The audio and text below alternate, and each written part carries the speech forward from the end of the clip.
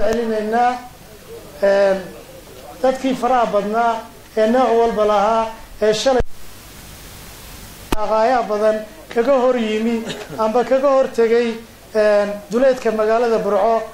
dadkaas oo aan noo karo inta kumay dhameeyne dadkii kumaankumka ahaa ee faraha badnaa ee hudheelkan xafladda ugu talagalnay ka batay dadkaas kuwa maqan iyo kuwa waxaan leeyahay aad iyo aad baad u mahadsantihiin waxdu marka ay xilka hayso xilka hayso sida qiimaha iyo sharafta leh dhaweeya aad iyo aad baad u mahadsantihiin waxaan doonayaa inaan yara tilmaamo oo aan ku daro waxaanu ahayn guddigii qabanqaabada ka soo kow anigu waxaan ka mid ahaa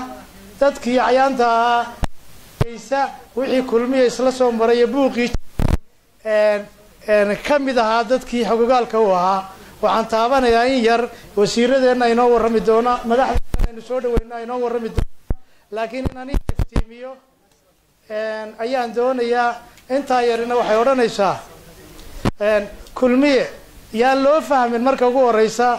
madaxweyne marka kulmiye la leeyahay ayaa is haysta amba kulmiye dhibaato ka jirta micnihiisu ma aha kulmiye waxa weeyaan madaxweynihii aynu dooranay ayaynu diidanahay amba maagaynaa amba caayayna amba wax ka sheegayna kulligan waxaan qiraynaa madaxweynaha jamhuuriyadda Soomaaliland Axmed Maxamed Maxamuud Silaayo inaynu dooranay inuu wax qabtay inaynu u mahad celinayno dhamaanteenba laakiin waxa la isku khilaafay aragtidii ahayd ma bacda Silaayo ragga halka joogana ay uga tageen xilka kuwa kale isbahaysiga dimuqraadiga ee kulmiyana ay isbahaysigaas u simareen marka maaha micnuhu inaynu leenahay madaxweynahaynu maanay ee sharafta u gudanayno wax ka sheegno maaha waxa la isku qabtay ma bacda Silaayo waxay war yaa wadanka hogaaminaya madaxweynuhu wuxuu yiri musharax mayhi yaa hogaaminaya ay aragtidii lagu kala tagay ay noqotay taasoo u baahan way noo sharixi doonaan madaxdeena la joogta Hargeysa waad ogeydeen waxa la yiri shirki kulmiye ee weyna ha la isu joojiyo ha la yiraahdo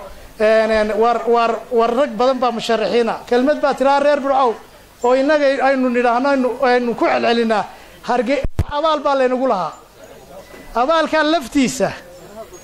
ayaa hadal ka taagay war waxa la sideebayno abaalka aynu leenugu lahaa sideebaynu gudnaa madaxweynaha Soomaaliland waxa doortay Soomaaliland oo dhan waxa doortay Kichande musharaxii madaxweynaha ee xisbiga kulmiye ee shirki loo diiday Kichande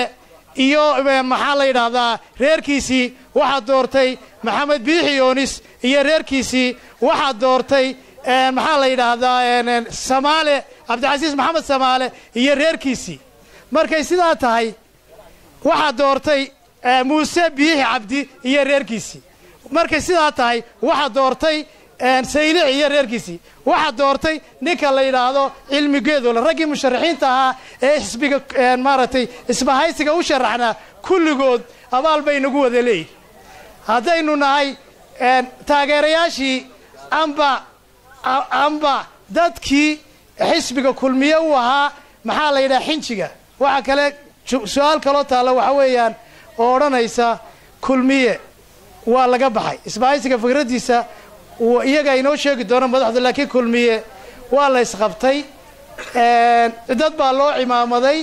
markii loo cimaamaday ayaa la isku qabtay laakiin ma ahayn kulmiye ayaa laga tagay oo kulmiye laga tagay waxaan hadalkayga ku soo koobayaa dad baa waxay yiraahdaan wani Axmed Cigo markaad hadlaysideen hadalkaagu si yar oo kulul baad orada waxaan idin sheegayaa bahweynta halka joogta ee reer Burco waxa weeyaan anigu waxaan dadka aaminsanaa madaxweynaha jamhuuriyadda Soomaaliland kalkiisii labaad ayuu sharaxay horta marka hore dabadeedna sidii ugu qufulay ee aan sir waragii kulmiye ugu horeeyay hayde marka doorka dambe adiguna meel qabsan doontaa bal iska sug ayuunba markii aad waxan maqlay waar odaygii musharax maaha dabadeedna saaxiibadayda halka fadhiya mala iyagu dee bacadkii baan anagu sidaan odayga u dooran u taagan iyagu mala dee waxoogaa bay wasiira muddo yara ahaayeen waxaan ku soo gabagabaynayaa dabadeedna waxaa dhacday dawladdii Siyaad Barre markii waddanka ay SNM qabsatay ee ninkii la odhan jiray ninkii la odhan jiray maxaa la yidhahdaa ra'iisul wasaare Soomaaliya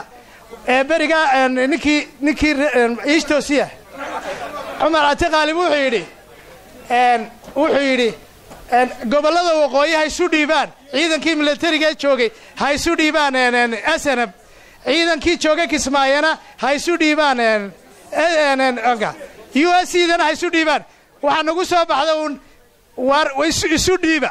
waxaanu filaynay